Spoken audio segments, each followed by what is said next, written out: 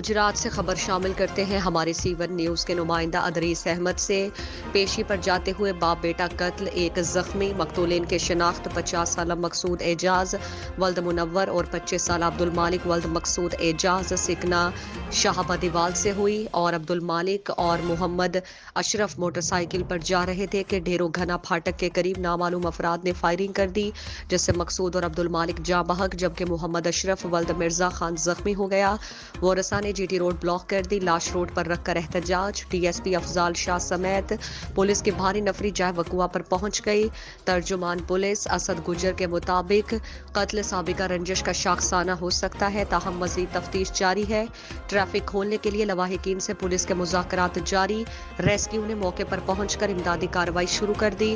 زخمی محمد اشرف کو عزیز بھٹی شہید ٹیچنگ اسپتال میں منتقل کر دیا گیا۔